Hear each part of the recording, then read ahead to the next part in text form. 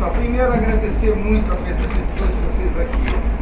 É um grande prazer, um enorme prazer ver a casa relativamente cheia, numa sexta-feira à noite, para assistir teatro. E muito nos honra ter você aqui hoje, sabe? Como eu falei para você lá atrás, né? É uma grande felicidade para nós recebermos um autor com a qualidade do seu trabalho, com a grandeza, com a generosidade que você tem ao desenhar personagens tão interessantes, tão bem construídos, e um autor que sabe contar muito bem uma história. Isso é raro, isso é muito bom de ver, que nos estimula muito mais a ver, a fazer teatro, a se envolver, a entender melhor essas camadas profundas dessa arte. E hoje a conversa é muito informal. Eu acho que todos nós gostaríamos muito de ouvir, de saber coisas, talvez comezinhas, sabe? De como você partiu para esse trabalho. E a peça, para quem não se lembra, ela foi escrita acho que em todos os 2000, né? Isso, 1999, 2000, né? Então ela tem 24 anos pelo menos, né? Tem muito tempo já. E é curioso perceber, imagino eu, as ressignificâncias que esse texto teve ao longo do tempo, né? E hoje ela me parece que se enche de grandeza, exatamente porque a gente está vivendo uma situação, né, próxima, né, que o velho permanece e ao mesmo tempo existem possibilidades de mudanças que se apresentam aí muito bem desenhadas até. E é isso, eu queria saber o que te moveu lá atrás, que inspirações, que elementos surgiram para você, como é que você agora se coloca diante desse trabalho, esse recorte da peça, dentro de uma escola aqui no Rio de Janeiro. Eu acho muito feliz sua colocação de que hoje a gente está num momento em que a peça ganha, né, uma leitura, não diria diferente, porque a gente algumas coisas se repetem, mas é interessante que ela tenha brilhado de tal maneira que eu mesmo, em diversos momentos, falei, poxa, que bacana, né? Tá valendo, né? E eu fiquei, antes de falar da Gênesis, só para fechar essa ideia, por conta da peça tem um procurador, e um procurador que reconhece, mas mostra o seu lado, mostra algum outro lado dele, nesse período desse, podemos chamar de governo aí, do período do Bolsonaro, né? Eu me recusei a ceder qualquer autorização para a peça, porque achava que ela podia entrar numa leitura equivocada, de elogio e tal, que não era de longe, não era passado. Por isso eu acreditei que isso pudesse acontecer. E acho que talvez acontecesse por conta das distorções que nós nos vemos vítimas. Então e é a primeira vez que eu vejo depois desse período, então foi muito bom, muito pungente, assim, muito pungente. Tenho que confessar que muito pungente. Eu cheguei às lágrimas antes do seja bom, também eu estou com uma vantagem, né? Eu conheço a peça. E uma opção de falas ali foram bastante importantes. Quero realmente dar os parabéns a todos os envolvidos. Eu gostei demais. Eu acho que ficou num modelo muito legal, a direção, a preparação vocal, corporal, enfim, é reconhecível para mim. Mas falando um pouco do começo, isso é uma curiosidade que todo mundo tem, né? Como é que você fez?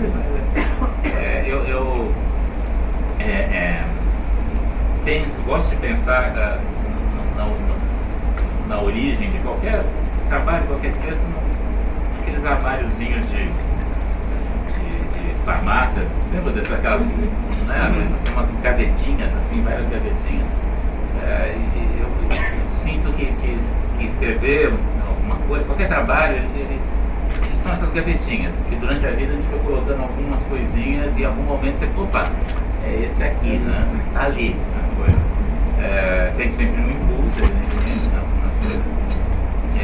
A peça, ela surge como tal, depois das gavetinhas todas, né? Que reúnem algumas paixões, ela surge como tal, como um desafio que o Fratesp e o Laje lá em São Paulo fizeram. O teatro está em crise. Quantas vezes vocês já ouviram isso na vida, né?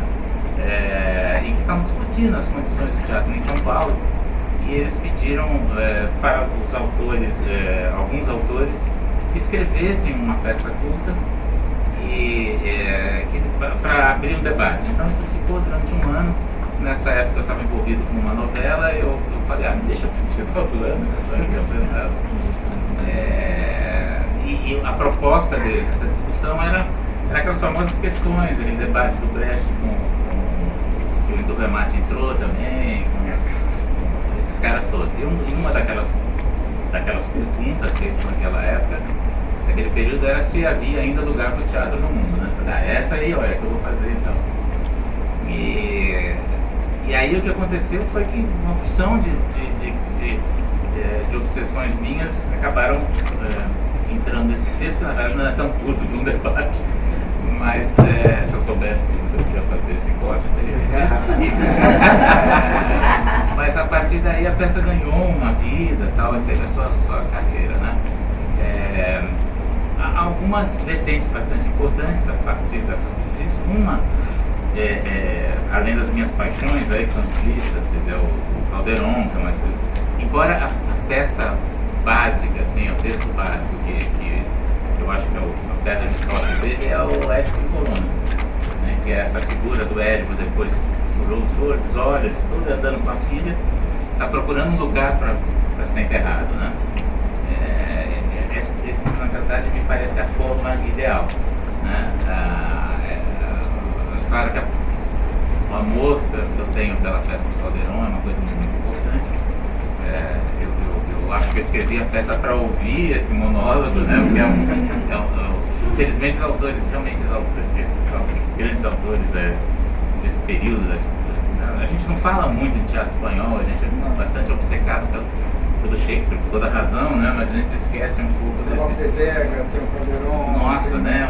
Cervantes. Pois é, quer dizer, é uma coisa assim, a gente deixa um pouco de lado algo que talvez tenha até mais a ver com a gente, né? Então, ali a estrutura tem um pouco uma junção de interesses meus, assim, né? Uma coisa as coisas mais importantes, né? Primeiro, tem que se entender que durante os anos eu fui adquirindo essas obsessões, né? Esse período do Brasil era uma coisa que eu sempre gostei muito, sempre achei muito forte e tudo mais, então uma hora eu tinha que fazer isso. A outra coisa importante é a chegada do Zimbinski, né? Isso é evidente nessa personagem.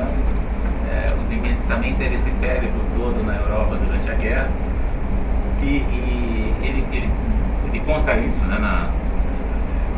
Que ele sabia que naquele momento os refugiados, você vê que infelizmente a coisa se repete, os refugiados estão sempre desde o Édipo em Coluna até hoje, ontem, agora, se vai ler o jornal, os refugiados todos estavam na Europa tentando encontrar alguma saída para ir para a América, para qualquer lugar que eles pudessem sair daquela insegurança, aquele terror todo.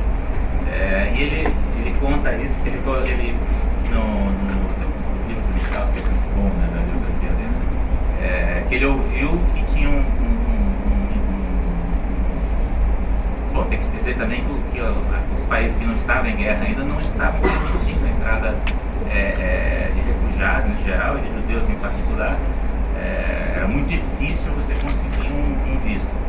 E ele ouviu que tinha um brasileiro lá, um embaixador brasileiro, que era o Dantas, que foi conhecido depois como Shot da Serra, que passava lá mesmo contra as ordens, né? Porque o Brasil começou neutro, depois entrou ali para os aliados e tal, mas durante o período em que ele era neutro, ele recusava terminantemente vistos para refugiados em geral e judeus especificamente, né? E esse cara estava passando, né, vistos, né? Os inícios que não era judeu, né, mas era polonês, era um cara admirado na Polônia até hoje. Eu conversei com uma presidenta lá do sindicato lá de doutores e tal, ela ficou espantada, né, que não se conhecia, não soubesse, até eu fiquei espantado com o tamanho, né, da figura. Bom, mas ele consegue esse visto e chega no Brasil. Não aconteceu nada disso, ele não teve essas dificuldades, mas eu sempre fiquei com a cabeça da figura do Zengiz, que chegando uma aduana, né, falando com um sujeito, como é que era isso, né? Um cara falante, expansivo, chegando, né, para encontrar eu imaginei esse encontro, fiquei muito tempo imaginando esse encontro e tal. E depois um texto importantíssimo, que é de outro refugiado também, o Paulo Rohner, que escreveu um texto maravilhoso, que é o Como Eu Aprendi Português. E ele tem dois textos fantásticos sobre isso, a relação dele com a língua. Esse Como Eu Aprendi, porque ele de fato estudou português sozinho, né? O Rohner era húngaro, né? E húngaro aparentemente é uma língua que só é superada pelo turco como dificuldade, né? E ele conta que encontrou lá um poema em português, começou a traduzir com um dicionário que ele tinha comprado numa viagem e tal. E a partir disso ele começa a ter relações, mas curiosamente com poetas brasileiros, Drummond, outros poetas e tal. E ele vai aprendendo português e tal, não sei o quê, e ele consegue vir para o Brasil, já foi retirado inclusive de campos de concentração, ele consegue vir para o Brasil por causa do português, porque os amigos brasileiros, né, fizeram um jeito de trazer assim, olha, a gente precisa de alguém que fale húngaro. Então chama, mas assim, os brasileiros sabiam que o cara ele só não conseguiu retirar a mulher dele, mas ele veio para cá. E aí, muitos anos depois, ele é obrigado a fazer a tradução do texto que informa a morte do pai dele, que é português. Então, esse aí, quando essas três coisas juntaram, né, enfim, o texto acabou saindo, né? Fora a vida, né, das coisas, o contato, para a gente montar o elenco, né, para fazer essa primeira apresentação,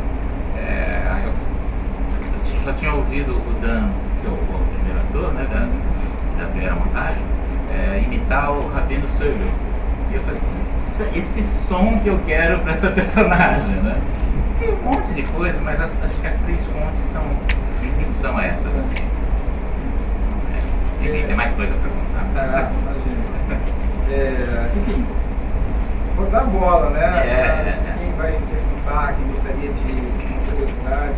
Tem da plateia também, deixar vocês à vontade. Claro. Eu queria fazer um testemunho.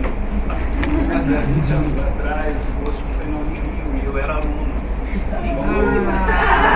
Eu fui culpado. Mas era muito interessante porque era uma outra época e é legal como a peça vem. E aí a gente tinha aquelas questões, né, da morte do drama, né? Sim. E aí o Bosco estava lá.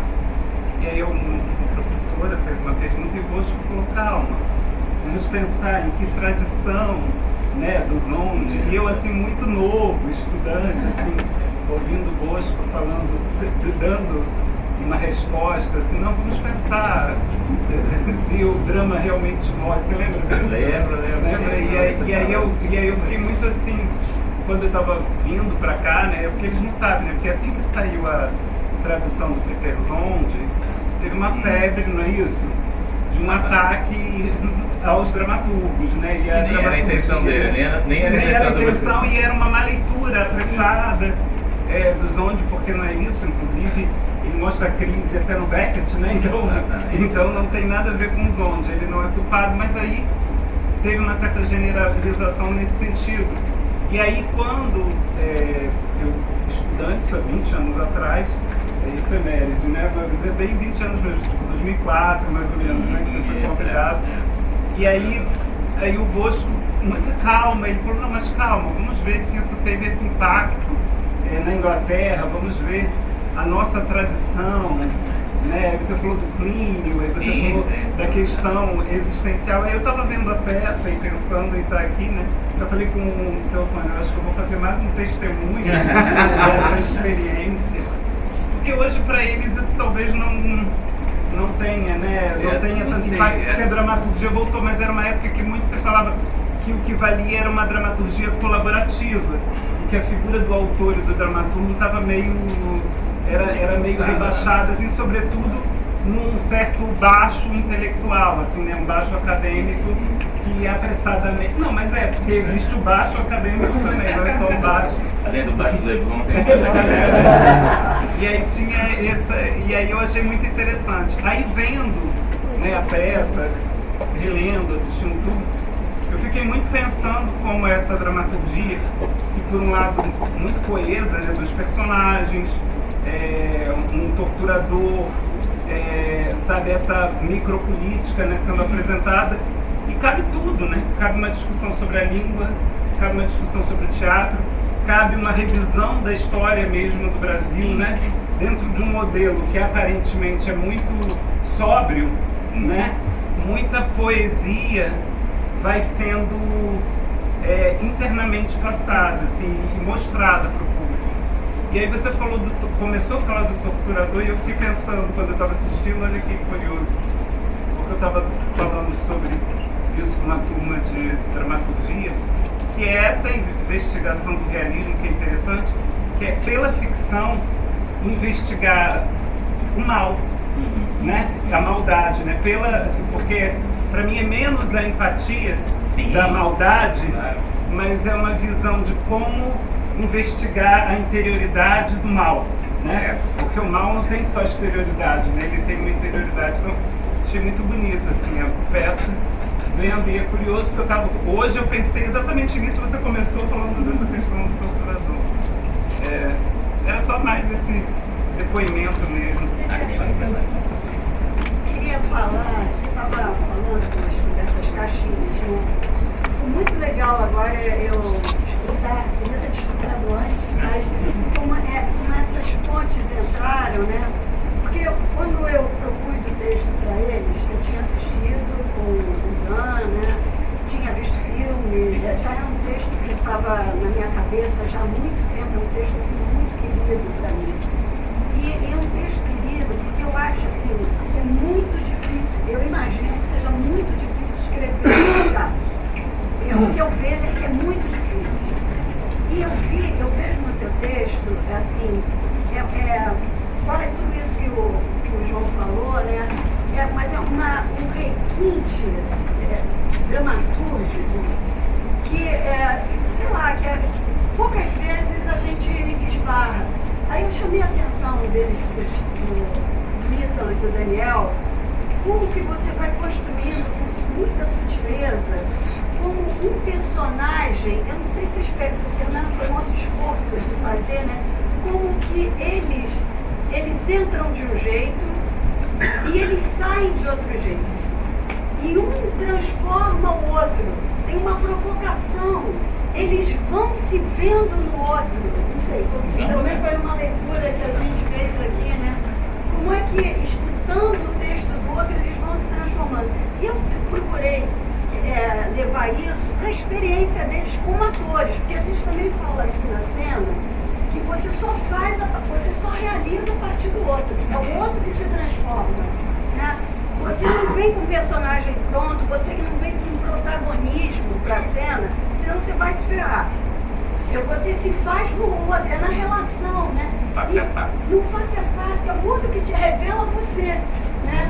E isso a gente vê no teu texto, porque eu acho que as palavras que um falava vão impactando e eles vão se vendo.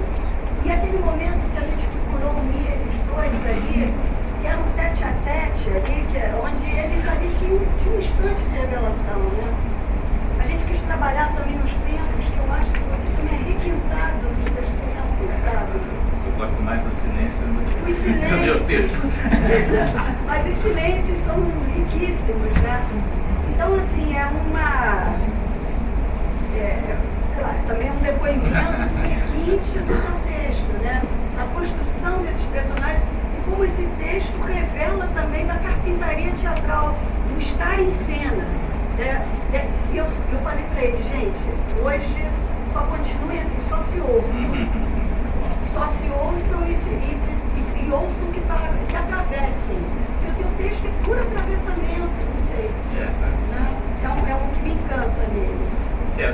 Eu me obriguei nesse texto, na verdade, como eu falei, nessa ideia de responder a pergunta qual é o lugar do teatro hoje, ou se o teatro tem lugar hoje, um pouco diferente, eu me obriguei a falar assim, eu quero 2 atores, nada que seja a mais, né? Eu só não resistia mais para escrever. Porque achei que eu me colocava lá dentro de alguma maneira, né? Não vamos esquecer que tem alguém escrevendo. Foi a única exceção que eu fiz, ainda imaginando que uma máquina de escrever é fácil de carregar. Mas eu me coloquei com esse princípio que me veio à cabeça agora, de uma montagem em Salvador que eles fizeram uma cúpula no porto, e tal. E eu fiquei muito contente, falei, bom, é isso, tem que ir para qualquer lugar. Isso foi algo que eu mas ao mesmo tempo tentando buscar tudo que o teatro pode empregar de técnica, eu não quero retirar disso, falar que só existe esse teatro pobre, na minha época era pobre que falava, não sei se ainda era, não era esse o objetivo, mas era tentar falar assim, bom, ok, é um tablado e 2 atores, né? Tem esse negócio e tal, mas como é que a gente faz isso, né? E o principal é a existência, né? A criação desse espaço poético, ficcional, poético. Então, para mim, foi muito importante essa poderia ter sido feito num teatro, né? Uma dramaturgia mais épica, mais bonada. Eu quero concentrar agora, né? E assim, dramaturgia é uma paixão minha, sempre foi. Eu, desde garoto mesmo, né? Quando eu descobri que tinha uma escola que ensinava isso, eu fiquei espantado, né? E fui atrás desses caras e tal. Porque acredito também nessa poesia feita por algo que não é palpável, né? Essa poesia feita de encontros, de desencontros, de pequenas emoções, de pequenas ligações, né?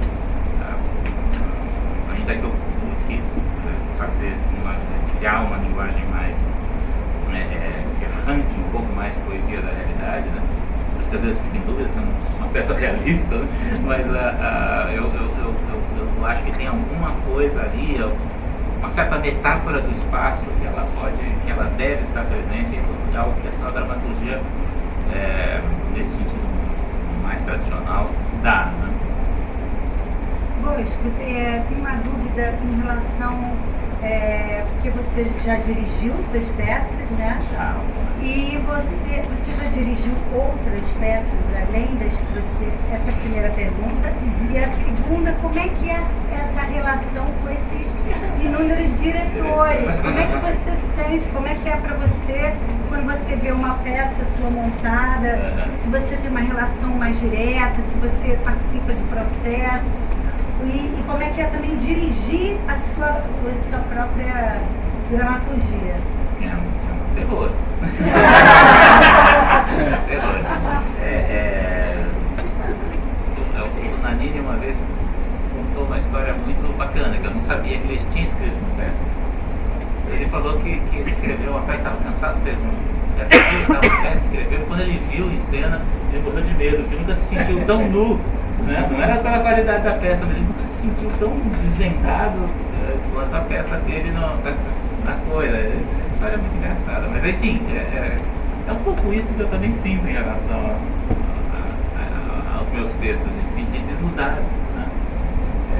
Por isso que eu acho que não sim, retornando à sua pergunta, eu dirigi outras peças que não minhas, essas direções estão em maior número no período da escola, que foi um período muito rico para mim, mas também outras coisas, os autores menores, assim. Gosto de direção, Mas realmente eu devo confessar que dirigir os meus textos é aterrorizante. É aterrorizante porque você começa a descobrir coisas no texto que não... Você começa... e aí você chega a uma depuração, uma abstração que eu acho que eu não devo as minhas peças, sabe? Mas é mais por preguiça mesmo que eu não dirijo mais as minhas peças. E também porque gosto de encontrar as pessoas, né? Já tive toda, nessa idade, assim, a gente começa a repetir um pouco os eventos, né? Já tive todas essas experiências, né? Do diretor me chamar antes, do diretor me chamar depois, processo colaborativo também? Processo colaborativo eu fiz, mas realmente é que eu devo confessar, uma questão de gênio, né? Tem uma hora que eu fico meio cansado, né? Eu tenho processo colaborativo, já tive mais experiência no processo de TV, porque ali não tem, é uma máquina mesmo, enfim, você vira mais um engenheiro de produção, na verdade, do que um autor. Mas já fiz sim processo colaborativo, mas nunca me chamam, eu devo confessar que não me chamam. Provavelmente porque devem me achar insuportável. Não é que é o autor dando palpite, né? Ele nunca se vê como alguém do teatro falando teatralmente daquilo, né? Então é quase sempre o autor, né? Com essa história de brincadeira do autor morto, autor vivo, né? Mas a maioria das minhas experiências foram boas, né? Tanto numa situação quanto noutra, porque eu respeito isso, né? O diretor que não quer ver, não quer até terminar, eu respeito muito isso. Acho que esse é um processo que me agrada mais, né? O autor, o diretor, os atores e tal, esse é um processo que me agrada mais, mas não é o único processo que eu entendo do teatro, né? Mas a maioria das vezes realmente a minha relação sempre foi boa com os diretores. Na verdade eu tive mais dificuldade quando eu era diretor. A minha relação comigo mesmo era muito ruim. Mas eu ainda gosto de. Eu acho que o autor ainda é bacana, o autor que pensa como autor, né? Que traz uma vibração, uma sensibilidade que é apaixonante isso aqui, né?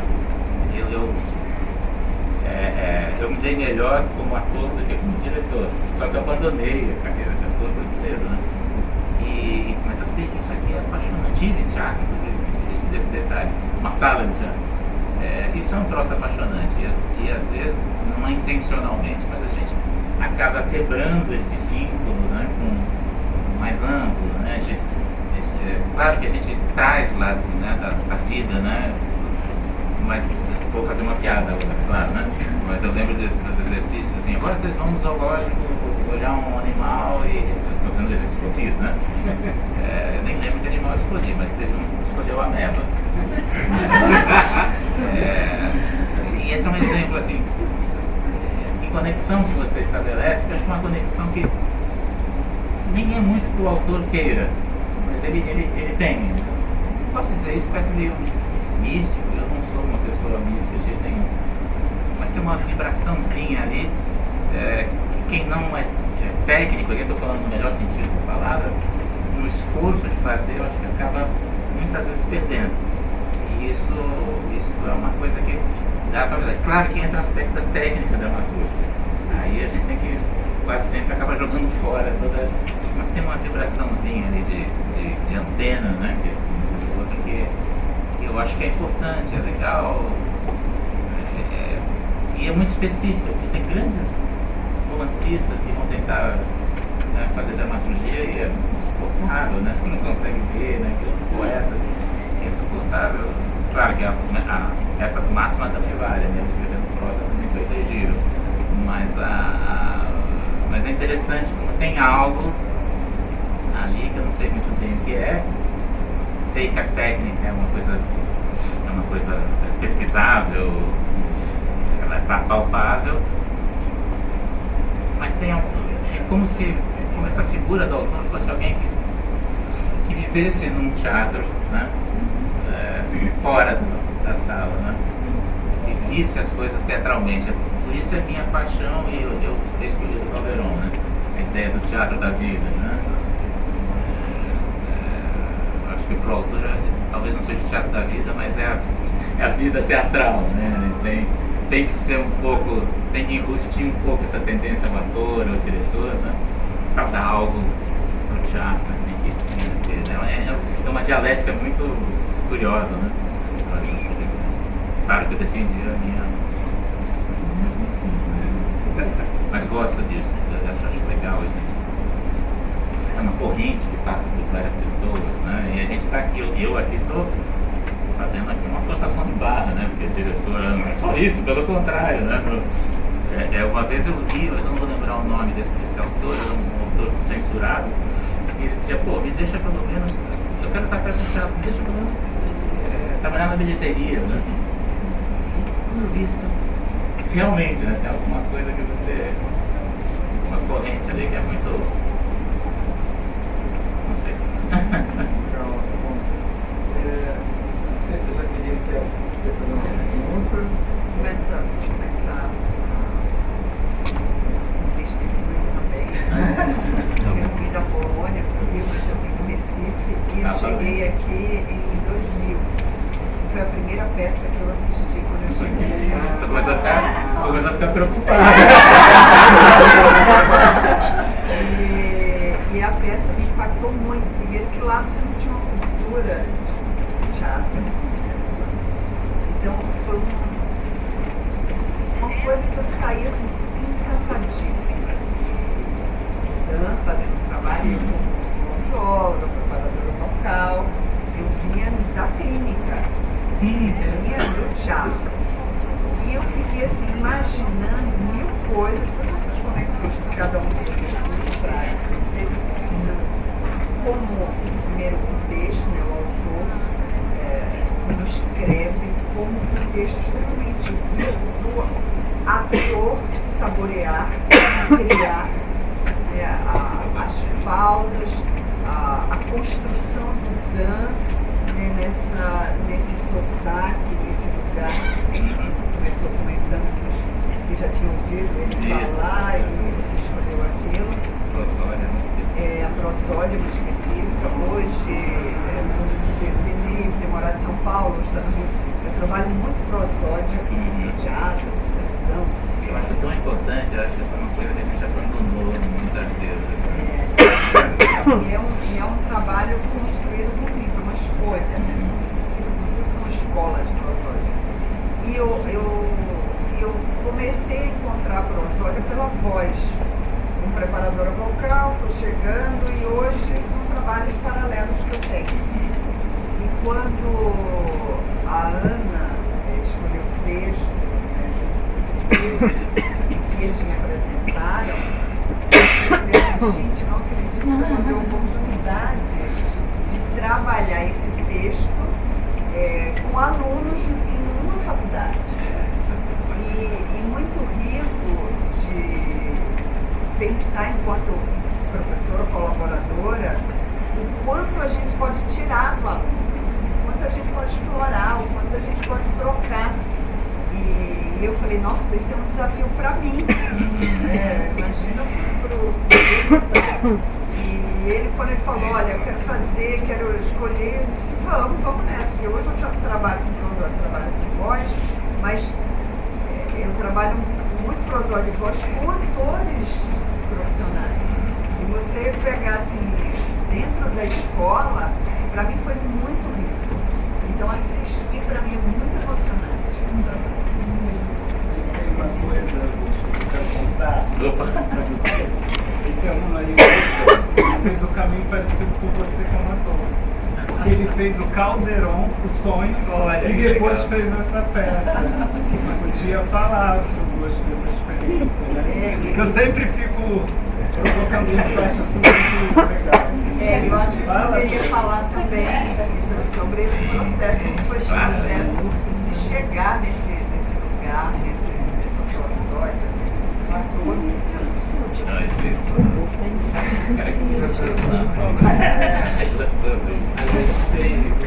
gente montou a peça Sonhos fez uma adaptação da trilha Sonho, que se chamava Sonhos. Né? E era uma mistura Sonhos são, né?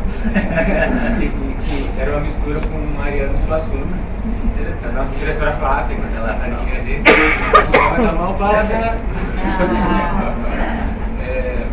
Então a gente já tinha feito um mergulho muito profundo nessa peça. A gente destrinchou ela inteirinha, estudou todos os detalhes, também fez uma adaptação, teve que enxugar e tal. Chamava o autor, né?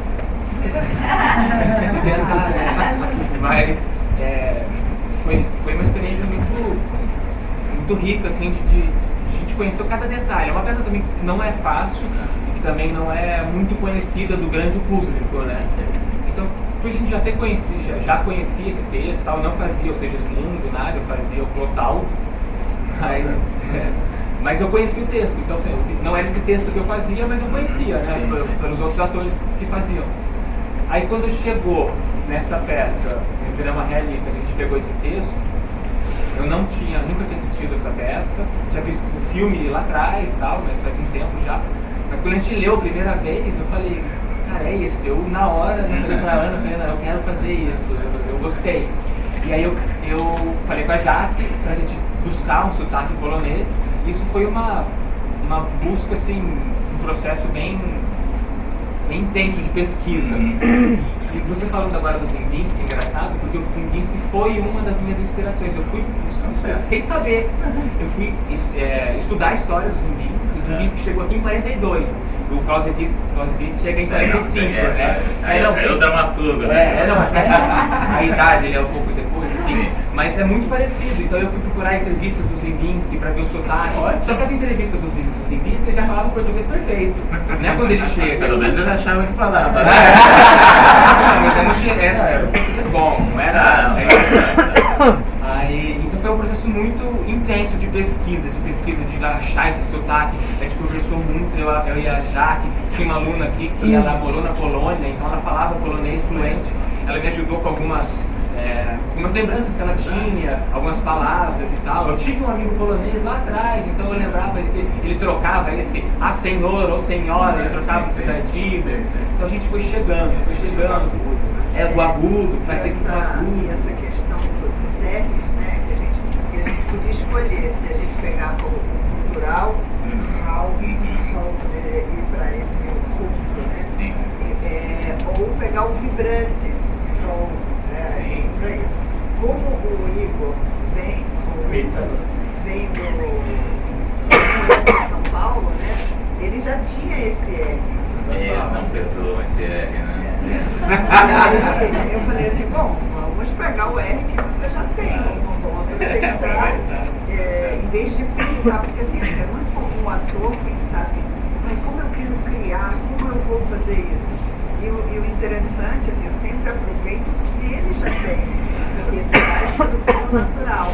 Então esse caminho do R, né, que vibra, você já tem para ele. E a gente achou também que o R, o professor, uma coisa mais séria, uma coisa mais alemão, né? Mais russo, né? É diferente, a gente foi professor trazendo Krakowiak, trazer isso aqui. E aí foi um treinamento intenso. Treinava muito, fazia exercício e tal.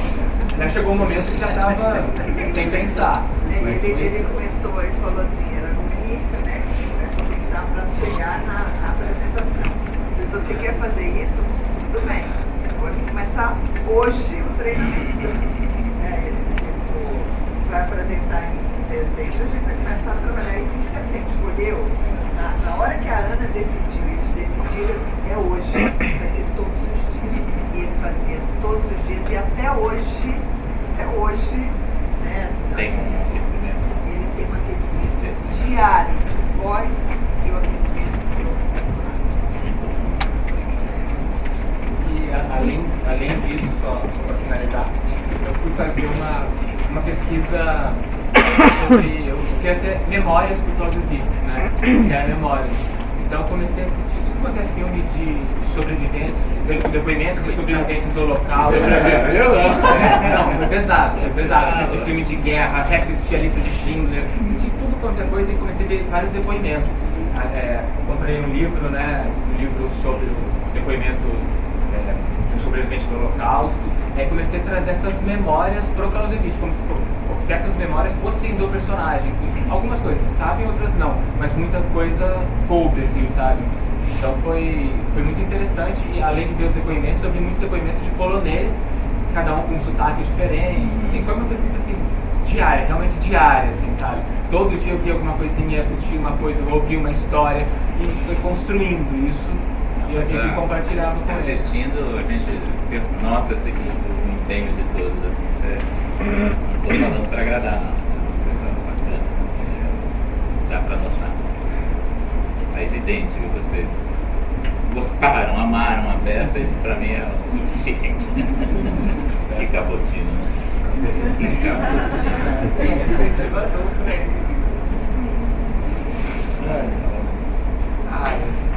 Difícil, né, falar, né? Acho que eu falei da outra vez também na apresentação, né? Mas quando a Ana propôs, né, o texto, eu, diferente do Ítalo, assisti a peça, um mais diferente. Entregou. E eu estava em crise, enfim, quando eu vim fazer aula aqui, a licenciatura que eu estou fazendo, estava muito em crise no processo de ator, enfim, e falando, não, eu estou aqui fazendo as coisas e tal, mas eu estou mais para poder botar o professor para fora e foi não vou chorar. Foi na aula da Ana, principalmente, que eu vi que o ator e o professor, eles andam juntos. E foi muito importante para mim, foi muito importante. Mas no começo eu estava meio cagado, porque eu vi, né, o Tony fazendo e eu tinha muito forte na lembrança ele fazendo. Porque todo mundo falava do Dan, o Dan, novidade e tal. Mas eu fiquei muito impressionado com o Tony. E eu não queria, eu falei pra Ana, eu não queria fazer o Tony, né? Então tá lá muito claro, inclusive tá no texto. Ele fala sem sentimento nenhum. E eu falei, não, eu quero fazer de outra forma. E aí eu tentava voltar pro texto, assim, eu criava essa armadilha. A Ana falava, não, vai no concreto, no que você tá falando. Enfim, e pra mim, principalmente dentro do processo de drama realista, foi muito importante isso da gente ter as ações bem decupadas, marcadas, e isso virar uma coisa mais natural ao longo da vivência. Até, inclusive, modificações de última hora que a gente trouxe que foram excelentes, porque tem aquele processo que a gente fez para apresentar no ano passado, e aí teve o descanso, né? Será que a gente vai voltar? Não vai? Não sei o quê, papá. Aí vamos, o Vacari, não sei o quê. O Cícero falou, não, por que vocês não montam vocês e tal?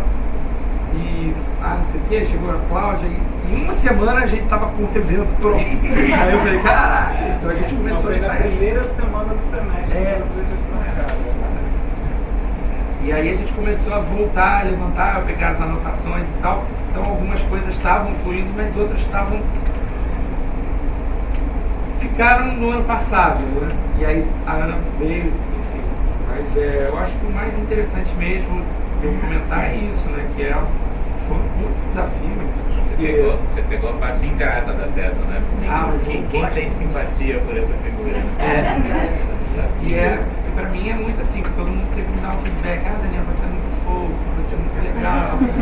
E aí às vezes eu tô fazendo lá o monólogo, aí eu falo, Dani, mais mal e tal, sabe? Ele falava pra mim, eu falava, não, mas eu não quero fazer uma coisa, não, mas ele tá certo, aí vamos olhar na maldade, vamos ver, né, e o que ele se transforma no final, né, que é a parte que eu gosto. E essa doçura do Dani, ele vem e traz isso na voz, né, ele traz um colo, dizendo, não, vamos jogar uns graves aí, vamos jogar uma coisa mais É sensível a diferença de falando isso, que tudo era a mesma pessoa. É sensível. Tinha dia que ele tinha que me passar medo, mas ele falava do vamos. Aí o ator, né? Me deixa com medo, me traga mal. Estou esperando. Aí de vez em quando vinha. E é bem interessante que a gente sempre pensa nessa coisa do composto do Ítalo,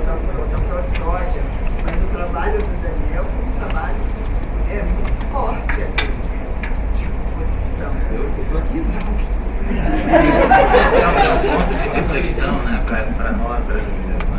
Esse que é o curioso, né? Tem um feixe que vai levando para essa figura do ser humano. Do ponto de vista de nós brasileiros assistindo, estou falando isso porque tem outras montagens fora do país, né?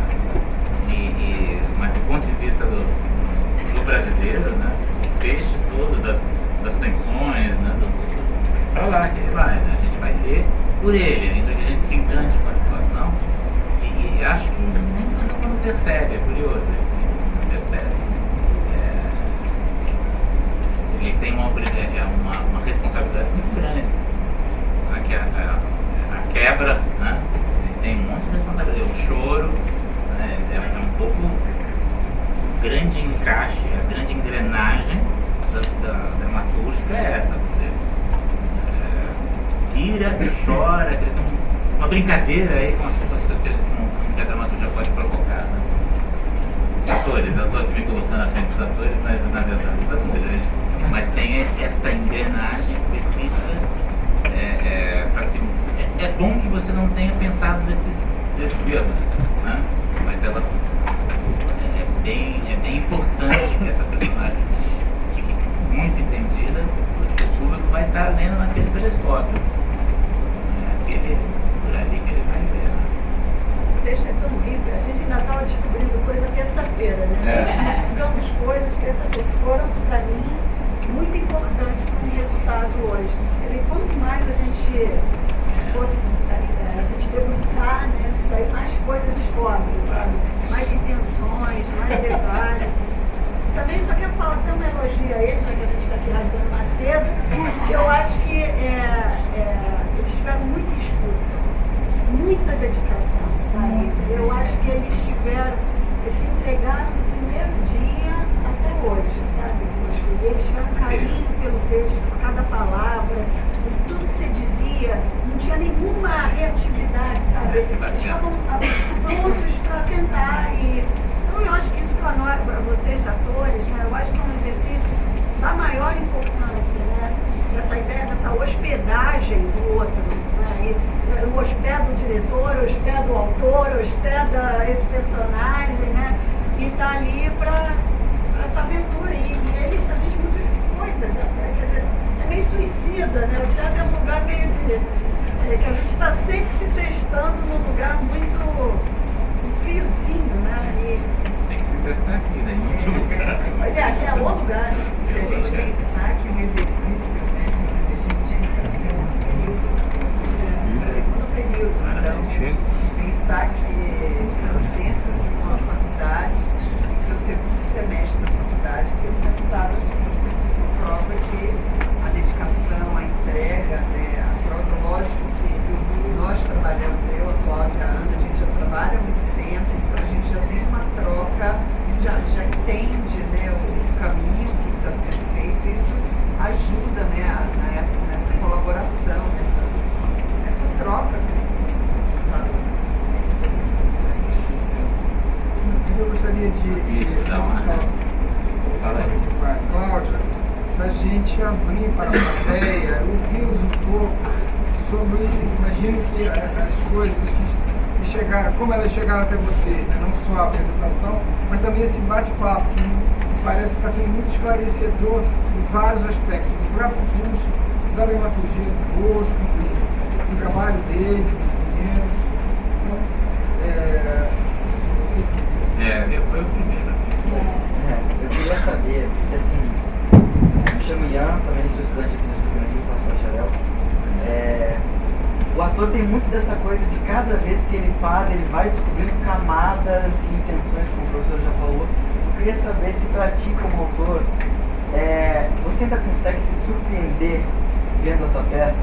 E se sim, você tem algum pensamento de acho que hoje eu reescreveria isso, eu incluiria isso?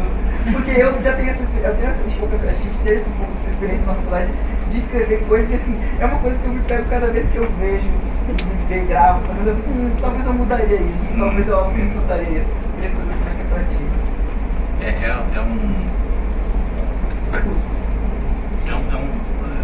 deixa eu falar sobre mudar, né? É claro que eu acho que é importante ela ter possibilidade de mudar, porque às vezes uma peça não tem possibilidade de mudar, né? A gente deve ser otimista, né? Que todas as peças podem mudar e que essa mudança seja para melhor, né? Nem sempre acontece isso. Mas eu acho que se você pensar como autor, eu acho que como qualquer artista, tá bom? O ponto final é uma escolha. A gente não tem uma determinação, fora outras tradições, como por exemplo, né, manual de roteiro, essas coisas que tem uma tradição diferente, né? Depois do midpoint, não sei o que, papai. Mas para uma criação artística, o ponto final é o mesmo, né? O ponto final é onde você quer chegar, e ele nunca finaliza, não é? Eu concordo com você, ele sempre vai, mas a escolha é sua. Você tem que fazer escolhas quando você conta uma história, quando você faz uma obra de arte, você tem que fazer escolhas, e o ponto final é uma escolha importante. Então, por mais que você não queira o ponto final, ela faz parte da criação. Ao contrário do que a gente possa imaginar, que você sempre fazendo, sempre criando, você está fazendo um processo. Se bem que a ideia de obra aberta não foi bem compreendida também, é outro princípio, não foi hoje. Mas esquecendo essa parte teórica, é só digital. Mesmo que depois você se arrependa, e na maioria das vezes você vai se arrepender. Eu nem vou contar, eu tenho um segredo a respeito dessa peça. Eu não vou contar.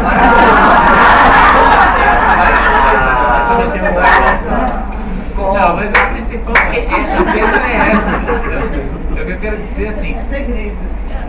Não, nem é segredo, é como vidas alternativas, né? Agora está muito em moda essa coisa de universos paralelos, vidas alternativas, não sei o quê, mas é o seguinte, você pode ter outro universo, tem um universo paralelo, mas não é o seu. Para quem é que bom que tem um universo paralelo? Bacana, mas para quem que é bacana, eu não sei, para mim não é. Então, pensar artisticamente, né, compreende o ponto final. Compreende o ponto final. Qualquer, você vai, tem essa. Aí, você vai falar assim, você não admite. Não, aí é outra coisa. Passou para o senador, passou para os atores, tem uma outra lógica. Que aí não tem. Mas o ponto final é importante porque ele vai te dar um farol, inclusive, para quem quiser desdizer. Quer dizer, olha, eu vou fazer uma outra leitura completamente diferente, novas diretrizes, vai ter todo mundo de ponta cabeça, 50 pessoas, não sei. Né? Vai terminar, eles vão morar no Leme, os dois, tal. Já fizeram essa sugestão para mim, que é boa. Porque realmente imagina que os dois vão morar no Leme, né? Depois de um apartamento. Seria muito legal. Mas é outra coisa, né? É o universo artístico expandido, né? Aí elas são teias, né, que se colocam. Mas esta teia, ela faz parte. É o seu gesto artístico. É o seu gesto artístico. Se arrependa ou não. Na vida você teve certeza do que você fez? Algumas coisas você tem certeza, de outras não. Né? Quando é que é o ponto final da sua vida? Nem sempre será o extermínio. Né? É uma pergunta candente quando você começa, né? Aquela ideia das vidas, você escolhe uma coisa, a outra vida continua de outro jeito. É uma pergunta candente, o gesto poético é o ponto final. É o ponto final. Por isso que eu adoro colocar no fim pano. Mesmo que eu nunca tenha visto essa peça que tenha caído o pano. Essa é uma boa ideia. Um dia eu vou jogar um bolo daqueles. Aqueles São Paulo é 25 de março aqui. Nunca vi. Mas foi isso que aconteceu. Aquela bobina de pano. Assim. Eu gosto de colocar pano porque aquilo é um gesto. Se me perguntar se você arrepende, poderia ter esticado mais, poderia ter outras ideias. Mas é isso mesmo, né? A gente aproveita cacos da vida para viver a nossa vida. Eu vejo a minha vida desse jeito, pequenos cacos. Com o tempo sua memória também cai, você vai ver. Enfim, eu acho que agora falando sério, eu acho que é importante. O que não te proíbe, eu também acho que não deve proibir a ideia de você fazer, mas aquele texto é aquela coisa que você faz como é, o último gesto dos atores. Não muda nada, né? Tem algum momento que esse gesto vai encerrar alguma coisa na mesma dia que ele começa, ele encerra, né? Então essa é uma ideia. Agora, quanto a mim, vendo alguma coisa, eu também busco mais ou menos imaginar como se não fosse um texto meu, mas quando eu assisto. Tá? Não por um preconceito da coisa, mas para poder embarcar mais. Muitas vezes não acontece, outras vezes acontece, hoje aconteceu.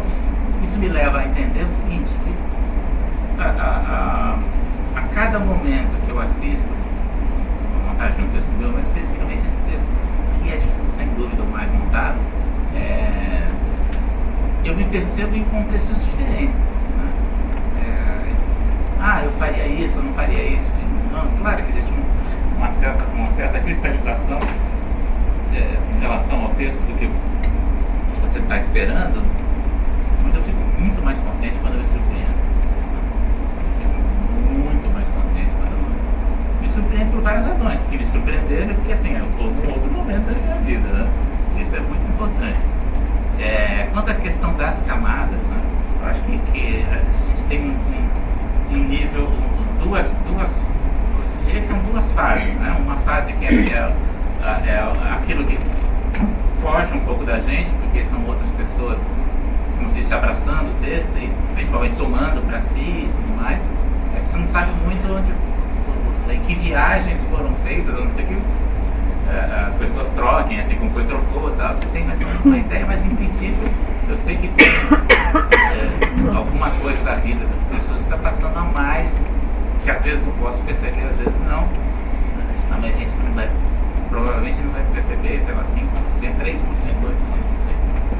E tem outro que são das camadas que foram pensadas, não no sentido apenas no sentido racional, porque isso também é um trabalho racional, mas acima de tudo um trabalho material, né? Eu gosto de me imaginar escrevendo com o fígado, com o baço, com os rins, não sei. É um trabalho da matéria, né? Então, tem sim alguma coisa tem sim, parece que não, é pensar, tem camadas, tem as referências, que são referências, para mim, referências que eu gostaria de que fossem aprendidas, né? Tem muitas vezes eu assim, mas não riram nessa parte, não riram nessa parte, né? Isso faz parte dos jogos de referência, mas essa peça especificamente tem muitas referências e que eu não acho necessário que todo mundo compreenda, né? Eu acho que se elas compreenderem a referência e curtirem a peça, é a melhor dos mundos, né? Mas tem muitas pequenas referências que estão sim na construção, são os degraus, os patamares da personagem, que elas não nascem do nada. Então, um exemplo curioso, o Sinisterra queria montar na Espanha a peça, mas eu não posso montar porque a hora que ele começar a fazer o monólogo do Sigismundo, todo mundo vai perceber que ele é um ator e tal. Sinisterra, mas todo mundo sabe que ele é um ator, né? Também um outro dramaturgo, não vou citar, falou assim, mas por que você não deixou pro final? Ele falou assim, eu sou um ator. Nossa, eu fiquei arrepiado, né, com isso. As pessoas percebem que ele é um ator. Ele é um profissional dessa área, ele vive daquilo. Por que ele vai esconder para dar uma coisa? No final é que ele usa as armas, né? O Terrores Misérios do Terceiro Reich tem uma cena que o cara recebe o caixão de alguém e sabe que ele foi morrer na tortura, né? E um dos personagens, ninguém quer abrir, tá todo mundo com medo e tal. Um dos personagens é metalúrgico. Peraí, eu vou abrir, né? Eu acho essa coisa da materialidade e tal muito importante. Então esse princípio da coisa, por exemplo, essa criação de referências é muito importante, mas eu não gosto gosto menos quando algo termina só no universo das referências. Por isso que no bate-papo a gente vai conversar, eu vou falar disso, aquilo coisa, mas não acho que a única que eu me permiti foi essa. E olha, que eu achei que todo mundo ia cair na gargalhada, todo mundo ia reconhecer, falar, as pessoas choram, né? Afinal de contas é um tremendo texto, né? Uma malandragem minha, colocar o Caldeirão. Mas você vê como são as coisas, né? Como é interessante. Essa, na verdade, foi a única, mas sim, tem outras referências que estruturam a coisa. Respondia. Claro. E a Michelle foram importantes nessa peça, na biografia. Um novo país. É como a ideia de que você se apresenta para a morte nu, né? É uma metáfora que se faz isso. É um pouco ele. Né? Eu não vi nenhum diretor ter feito ele chegando nu, mas seria uma ideia bastante curiosa. Mas é esse o princípio, né? É um princípio. É um aspecto de São Francisco, né? Que tira a roupa para o pai, eu não preciso mais disso. Ele tira todas as roupas e deixa na Europa, né? Um pouco essa ideia. Mas ele não consegue se livrar da palavra, ele é um ser da palavra. E o Segismundo precisa dessas referências visuais. Bater no cara até arrebentar, né? Ele tem os olhos da irmã, que não fica, os olhos do cara. Ele é muito... Né? Tem essa figura visual muito importante. Essas são as camadas que a gente permite, né? Isso, por exemplo, é uma camada pensada, né? Como é que a figura, uma peça, no fundo, tão brutal, embora eu acho que é uma peça para fazer rir mesmo, e esse era o meu objetivo, né? Para ficar nesse balanço das duas, mas como é que você trabalha esse nível, né? Essa pressão? São dois homens, né? Dois homens. Viris, né? Na cara, ainda que um fale que ele tá, mas mesmo a ideia de que você poderia ter participado mais, né? É curiosa, não é assim tão simples. Mas o principal é que ele é meio um odisseu, né? Ele vai um pouco pela malandragem para fugir, que é uma outra, seria, estou forçando um pouco a barra, mas seria um pouco ali, né? A diferença, né? Entre a Ilíada e a Odisseia, né? Isso é aquela figura, né, que bate em todo mundo. O Odisseu é o que pega as flechas e tem um pouco essa brincadeira. Mas como é que eles representam, né? Como é que você representa essa dimensão feminina? Eu escolhi realmente, assim, essa é uma coisa que tem que ser do Segismundo, né? A figura eu acho que é ótimo que você tenha encontrado no Segismundo uma porta para essa peça, né? Eu não estou querendo fazer nenhuma estou querendo privilegiar nenhuma das personagens, mas sob o aspecto narrativo, dramatúrgico, essa é a porta que eu acho que enriquece mais, né? Mas estou falando como porta, não estou dizendo como importância das personagens, porque a brincadeira é justamente essa dialética, né, para usar uma palavra gasta, mas enfim, de fato ela é bem hegeliana a peça nesse sentido, né, que promove transformações, né, no mínimo imediatas, né. Então eu senti que eu teria que colocar inescapavelmente a dimensão feminina no Segismundo, porque são dois homens, mas um é mais próximo, né, da brutalidade, da violência, sem reflexão, né, que é o Segismundo. Então, é o motorzinho dramaturgico, como eu falei, né? Ele que é o disjuntivo, né? Ele é disruptivo, né? A presença dele sempre é disruptiva, então, né? É só a partir do momento em que o Segismundo, o Clausewitz, aceita o desafio, né? É que a coisa se equilibra. Não sei se eu... Não, foi ótimo. Foi muito bom, obrigada. Olá, tudo bem? Boa noite. Meu nome é Juba. No primeiro ano, quarto semestre, de teatro. A minha pergunta para a professora, eu queria saber como foi esse processo corporal, né? Porque a gente vê que ele tem bastante tônus, né? Na hora de dizer todas as especialidades que ele fez, né?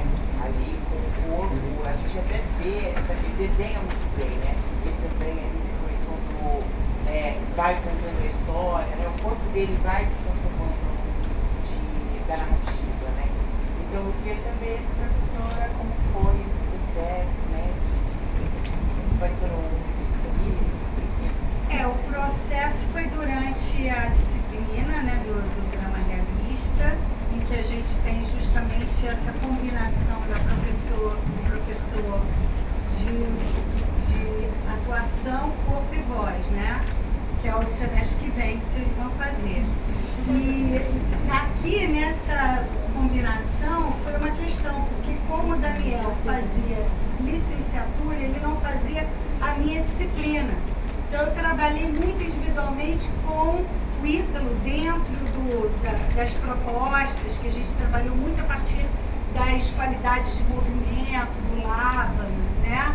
E ele foi então descobrindo essas qualidades no corpo dele e foi construindo, né, nesse processo. Infelizmente com o Daniel a gente não pôde ter um processo assim mais próximo por conta disso, né? Que aí só agora, no final, é que eu vim aqui, a gente olhou, mas eu acho muito bonito assim, a construção que eles fizeram, que é um maravilhoso exemplo de ações físicas, né? Como é que eles constroem essas ações físicas durante todo o espetáculo. Para quem vai fazer drama realista no próximo semestre, né? Aqui foi um excelente exemplo de como se construir essa noção de ação física que vem lá do Stanislavski, né? Então, isso. Espero que eu tenha respondido. Eu tenho uma formação mais antiga de tecnologia e arte dramática. E aí eu entrei nessa licenciatura e fui cortando algumas disciplinas. Mas o primeiro período, eu falei, eu quero fazer ele todo. Eu quero voltar a estudar. E eu fiz aula com a Cláudia, esse primeiro período que você está fazendo. E a gente trabalhou os chakras, como ela trabalha, né? E aí, o que eu fazia? Eu fazia outras aulas na segunda-feira, porque eu já tinha eliminado essa parte que é teoricamente do grupo, né? Da voz do corpo. Mas eu ficava o tempo todo pentelhando o Ítalo, do que eles estavam fazendo e trabalhando. A Michelle também, todo mundo. Eu ficava perguntando o que eles estavam trabalhando. E eles trouxeram a coisa dos arquétipos, que é uma coisa que você vai ver no próximo período. E eu trabalhei esses arquétipos nos 2 ensaios. Então eu tive aula com a Cláudia indiretamente. Um modo Clausewitz de conseguir as coisas. Porque essa proposta dos chakras, né, no próximo semestre vira composição e criação de personagem. E aí vem a partir dessa noção dos arquétipos, do Jung, né, da persona, da sombra. E a gente vai pensando nisso, analisando os personagens e colocando isso no corpo. E foi muito bom porque ela pediu para os alunos, pode ser que eu esteja falando errado, mas foi o que eu entendi nesse telefone sem fio, de um arquétipo que tem um arquétipo e um diferente. Em oposição, de uma certa maneira. Perfeito. E aí foi muito bom, principalmente para o momento da vinda do choro, porque eu estava um pouco preocupado de chorar na hora, né? E assim, essa coisa da ação de ir para esse outro lugar do Segismundo, né, que eu fiz através da ação física para acessar esse arquétipo, né, foi muito importante de sair desse lugar disruptivo, né, como o autor da peça acabou de dizer, para esse lugar do caralho, o que está acontecendo? Que porra é essa? Né? Ele nunca viu teatro na vida. Né? Ele vai ser atravessado por isso, porque ele já tem até sei lá, na minha concepção, na minha criação, ele tem um predestino a isso, porque ele já foi batizado com a porra do nome do personagem da peça que ele está fazendo. Né?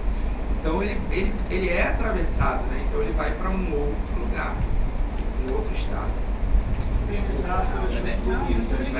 Mas isso foi a espaço, vai vendo. senta, eu tô curador, senta para assistir o espetáculo. Isso é muito bonito, é muito simples, mas se abre numa metáfora. Eu acho que vocês fizeram muito bem, né? Tipo assim, né? Isso é legal. Tem uma falinha que não aparece aqui, que é dele já ter ouvido no rádio alguma coisa, né? Que é o Gibson, ele ouviu, se você não sabe? A Casa de Bonecas. Porque assim, é um cara que gosta das professores. Mas é diferente, né? Porque está o corpo daquele personagem. Você pode ter ouvido no rádio uma rádio maravilhosa, que passava muito bem, a Casa de Bonecas, né? Mas ele não fez essa conexão ali, né? Não, é porque você está falando disso, que é que foi um sofrimento pra gente cortar o texto. Não, foi muito bem feito, muito bem feito. Eu só queria conectar com a dúvida dele. Porque foi uma dor. Foi a primeira coisa que ele falou quando acabou. Quando acabou, ele falou, foi muito bom o roteiro, né, os blocos. Eu gostei demais. Ele adorou. Não, eu gostei demais. Demais mesmo. É só para explicar essa questão do corpo, né? Eu queria falar um pouco sobre esse corte, porque esse texto... Adorei. Esse texto, ele é... Para quem nunca leu o texto, está vendo a peça pela primeira vez, depois procura ler, porque ele é muito difícil cortar o texto, porque tem muita coisa que se você tirar aqui, ele vai fazer falta lá na frente. E se você tirar lá na frente, ele não faz sentido. Então, assim, foi uma dor no coração. A gente não conseguia... de verdade, é um texto assim que mexe demais com a gente. A gente vem ensaiando todos os dias, agora que a gente voltou, e no semestre passado a gente veio numa batida assim também, e que tinha ensaio que a gente não conseguia chegar no fim. A gente chegava, mas assim, de tanto que a gente chorava, sabe? De verdade. Eu acho que secaram todas as minhas lágrimas esse último mês e meio, assim. A gente fez uma passagem agora antes disso aqui, que eu também não sei quando eu cheguei. Chegou agora, tava, sei lá, seco, assim, sabe? A gente chorou muito, mexeu muito com a gente. Cada vez era numa parte diferente. A gente não é uma máquina, nós somos seres humanos, então o teatro é vivo. A gente chorava na primeira, começava a se emocionar na primeira frase, chora que era mais no meio, cada hora era uma coisa. Isso era uma questão que eu falava pra ele, falava, cara, como é que vai ser na hora? Não sei, entendeu? Cada hora é uma coisa. E aí falando dos cortes, a gente tinha coisa que a gente fez em 30 minutos, né? Fez contemplou ali em 30 minutos. Mas chegou lá na frente, algumas coisas falavam, não, isso aqui não faz sentido, porque não foi dito lá atrás, entendeu? Então a gente tinha que voltar, colocar aquilo que não foi dito, aí a peça ia aumentando, e aumentando. A gente não sabia até onde poderia ir. E algumas coisas que tiveram agora nessa peça, né, nessa montagem, não estava no dia, assim, né? A gente, o negócio do senta não tinha, algumas coisinhas agora acho que dá pra gente colocar, sabe? Mas assim, são pequenas coisas. É um texto muito bem escrito, não estou puxando o saco não, eu já falava isso para eles, assim, é muito bem escrito, muito bem feito, e que tava uma dor no coração. A gente tirou coisas assim do Carlos Drummond de Andrade, da Ruiva, né, são várias coisas assim. Por que a gente vai tirar isso, cara? Não tem como. Tá realmente muito bem feito. Não tem como, mas aí foi a solução que a gente encontrou. Mas isso eu devo dizer, que é maldade minha. Quando eu lembro nitidamente, eu estava escrevendo, eu falava assim, quero ver esses caras segurarem a lágrima. E depois ainda a sacanagem, o desafio maior, a sacanagem maior, que é fazer o cara chorar, né? Segurando tanto tempo, mas naquela hora você está inseguro de chorar. É a brincadeira da gente, né, no palco, né? É a brincadeira do palco. A lágrima é um signo muito importante da recepção, né, artística, muito importante. A gente sabe menos da lágrima do que do riso. Cada apresentação, cada ensaio é um ensaio completamente diferente. Porque o texto está vivo, porque está tudo vivo. Vocês aqui estão vivos. Eu Davi. Boa noite. Dani, justamente sobre lágrimas, né? Todo mundo sabe que você é um menino das lágrimas, um menino muito emocionado. Muito fofo, como a Jaque disse, é uma voz que abraça, é um menino que abraça. Como que foi para você nesse momento aí que era de fato para ele chorar, e o Daniel e o personagem, como que que vocês se encontraram aí? Como que foi esse tipo? Olha, Veio real na é muito agora? difícil, porque eu veio sempre... real. Eu fiz uma vez, há muito tempo atrás, um workshop com a Sininha de Paulo, com a diretora, e ela armou a cena, pediu para decorar o texto, chegou na hora e falou assim, vamos gravar. Era Kramer vs Kramer, a primeira cena, que é um clássico-zaço. E aí na hora, eu fui entrar em cena, ela falou assim, você chora no final, tá? Bicho, ela falou assim, não, porque tem diretor que vai fazer isso com você, Daniel. E aí eu criei um problema pra mim, como ator. Eu na vida, eu choro a qualquer segundo. No palco é uma dificuldade. Mas assim, eu tenho que botar música, eu tenho que ficar, não posso. Vamos falar lá com o autor, eu puta que pariu. Assim, pra mim é muito difícil, muito. Vou mudar porque uma professora que eu tive maravilhosa chamada Teresa Rocha falava, não é difícil, Daniel, é trabalhoso. É neurológico. Mas é difícil, pra mim sempre foi muito. E eu tava com medo desse texto, tanto por causa do Tony, e tanto porque tem um lugar no texto que diz que ele chora. E eu falei, caraca, eu vou chorar nesse livro. E aí eu, porra, bicho. E aí eu tinha que confiar. Hoje foi muito sugêneros. Aí é um segredo meu e do Ítalo, não sei se ele percebeu. Mas a gente sempre estava ensaiando com o ar-condicionado ligado. Então a gente ouve esse barulho o tempo todo. Hoje tinha um silêncio. Eu fiquei apavorado. Eu estava apavorado com esse silêncio. Eu falei, cara, qualquer coisa que eu faça, a plateia vai ouvir. Então, assim, por dentro teve uma sensação muito do presente. E aí, quando ele estava fazendo o monólogo, eu estava assim, ih, caralho, tá na hora. Porque eu estava ouvindo tudo muito. E nos ensaios eu já estava, né, a gente fazia, o ritmo vinha, nasce um monstro. Eu falo monstro, aí eu já tô, a lágrima já tá vindo. Tava já na ação física, só que hoje teve um condicionador que foi que assim, foi pra mim, eu falei assim, ai meu Deus, será que você usar alguma técnica? Começa a olhar pra luz, Daniel. Então, eu falei, quer saber? Se eu não chorar, foda-se, né? Desculpa, mas é o que eu posso fazer. Não deu, né, gente? Desculpa, pega o dinheiro Mas aí, quando ele ajoelhou, aí de repente fez assim, Joafel, que maneiro essa parada funciona. Física. Foi isso. Porque a tensão cênica é muito evidente, né?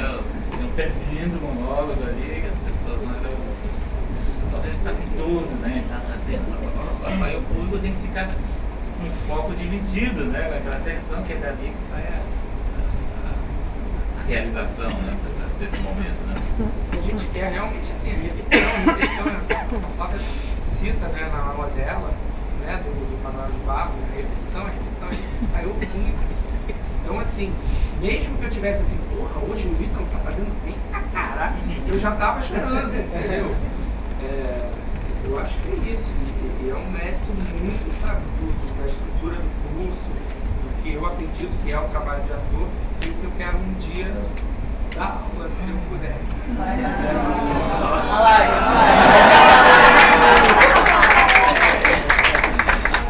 Mas é pra ser um pouco mais saboroso, os atores têm aquelas piadas famosas, né? Fulano fez isso, piscou e bota não sei o que, é essa, né? Um ficar provocando o outro ali, né? A gente já está quase no final, né, do nosso encontro aqui, belíssimo encontro. Não sei se alguém gostaria de fazer mais uma pergunta. Aqui,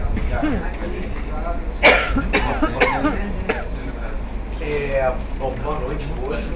Queria agradecer por você ter vindo. Queria agradecer à faculdade também por trazer o Gosto Brasil, uma referência dramatúrgica nossa. E eu também tenho um relato para dizer que na época, eu sou de Cuiabá, Mato Grosso, estava recém-chegado aqui no Rio, assisti a peça também, Dani Ramos, Dani Struba.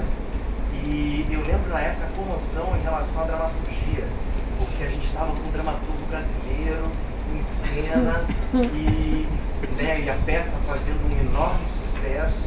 A bilheteria, a gente brigava para conseguir assistir a peça.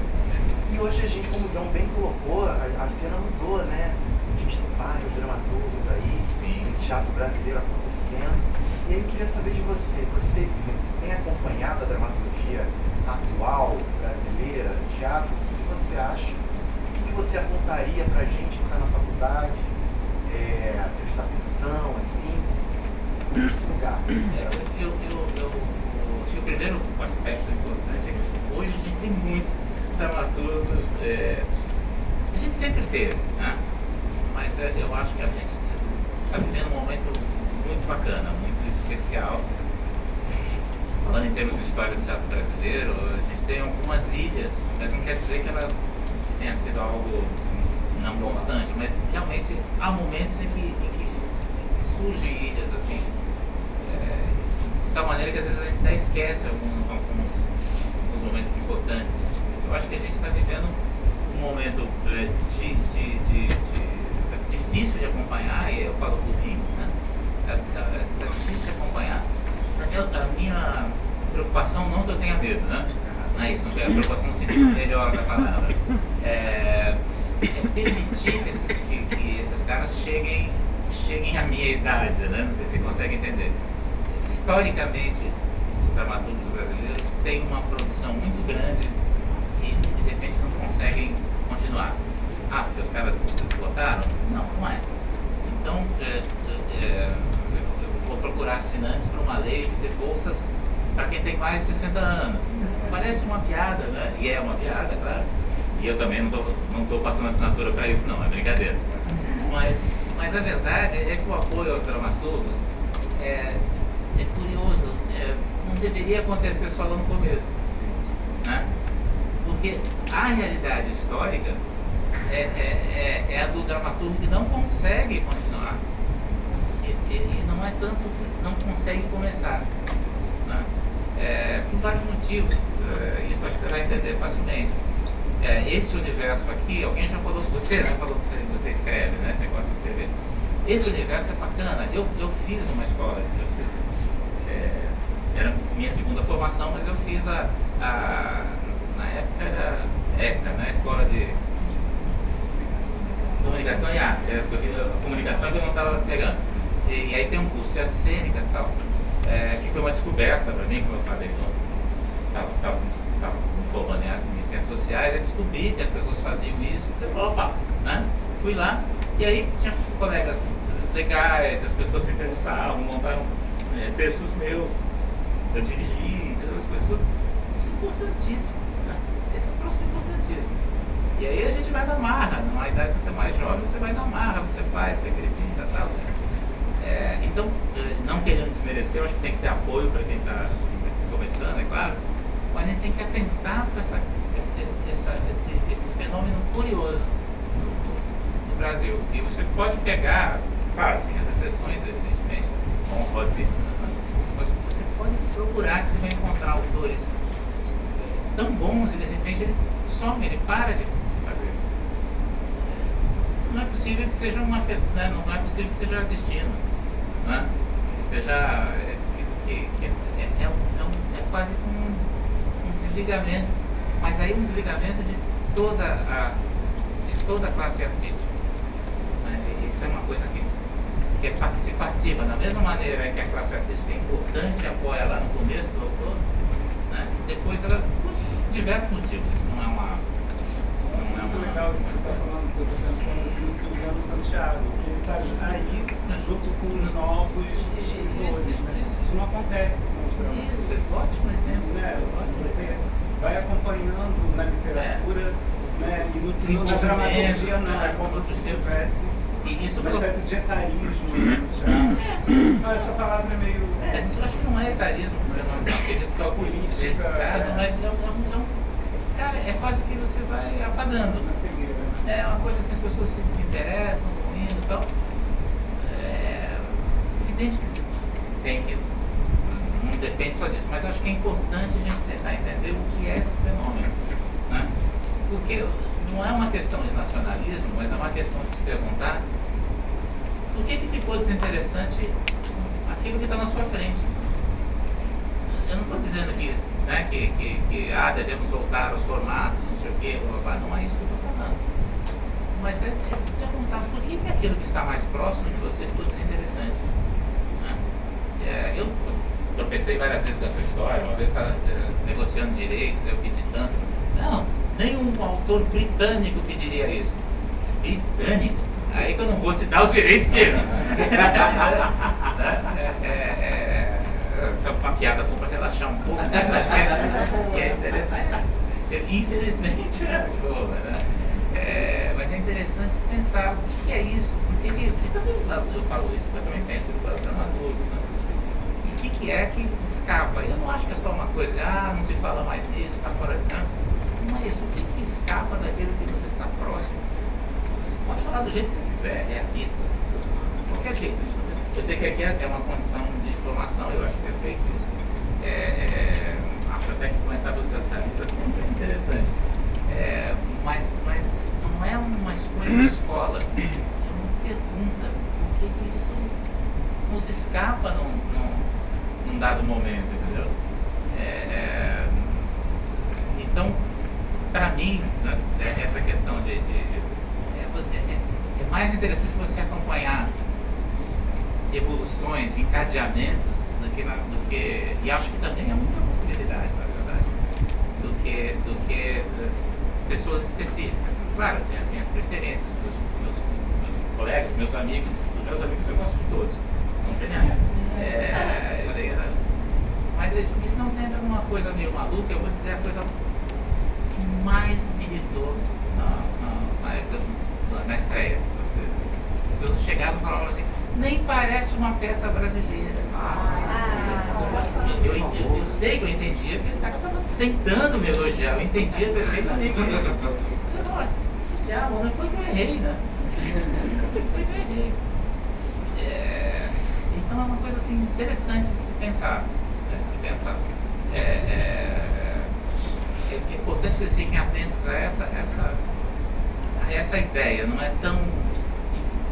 tão aquele ou aquele outro, porque isso acaba ficando no contexto, acaba ficando passageiro. Mas que carreiras nos representam, né? Que encadeamentos nos representam. Isso eu acho que é um debate muito importante de ser feito. Né? As pessoas sempre vão viver na marra, né? Na vida. Mas é uma pergunta que é curiosa. Se o cara falar assim, realmente eu não quero fazer mais nada, eu entendo, né? Mas não. Tem todos os níveis essa discussão que eu estou falando. Até essa discussão mais idiota de que. Não, idiota, é importante, assim, de como é que um autor se aposenta. Não se aposenta, né? Então, desde isso até a questão, qual é a conversa que tem o autor com a classe teatral. Por que ela em algum momento ela trava? Por que em algum momento é uma resistência apenas de grupo, né? O sujeito trabalha no grupo, ele segue no grupo. Para mim tem que ter espaço, tem que ter tudo, né? Mas é só uma pergunta que eu me faço. Né? Qual é a pertinência do que está sendo falado, do que está sendo ouvido? Enfim, não ficar chorando. Quem mais quer ver? Memorização do texto. Vocês foram fiéis o tempo inteiro, necessitaram, usaram algumas palavras, botar palavras de vocês. Então, é o processo o processo no segundo período isso que eu acho que a Ana pode falar com mais propriedade. A gente começa trabalhando improvisos. E aí depois a gente volta ao texto. Né? A gente vai fazendo as ações físicas, né? Procurando as ações físicas da cena. De análise ativa. Essas improvisações são de análise ativa. Então a gente já vai se aproximando do texto através da análise ativa. Aí fica muito mais fácil o processo de decorar. Vem em seguida, entendeu? Já estão tão apropriados do sentido, do que está acontecendo em cena, das questões, que aí depois o texto entra mais organicamente, né? muito trabalho, fizemos quase a peça toda, né? De uma certa maneira tinha muito texto, né? Mas E aí, para a edição do texto, para a gente chegar nesses 30 minutos, foi muito importante a gente ter passado por isso, porque a gente sabia o que estava acontecendo e a gente sabia o que a gente pode pegar de um outro momento para colocar aqui. Essa coisa dele falar logo que é ator, isso na peça não acontece, isso é muito para frente. Tem um tempo para descobrir que ele é ator. Ele bate na tecla que ele é agricultor. Então ele vem, o senhor é agricultor ou o senhor é ator? Qual que é? Aí a gente teve que resumir isso, entendeu? Teve que colocar lá. Mas assim, é um entendimento da peça, tinha que ter um domínio muito grande da peça, do que a gente estava fazendo, da ordem cronológica da peça. Então a gente tendo esse entendimento de tudo, de todas as ações, o que vem primeiro, o que vem depois, aí fica muito fácil depois trazer o texto, sabe? O texto ele veio assim, naturalmente mesmo, não foi, a gente não precisou ficar, aqui, esqueci aqui, o que foi, não. Foi muito natural, muito natural. E se a gente pega, às vezes ficava alguém ali com a gente batendo o texto, palavra por palavra, a gente trocou uma coisinha ou outra que às vezes coube melhor na nossa boca, mas foi muito fiel ao texto, o mais fiel que a gente pôde. Gente, precisamos encerrar e ter um posto final, né?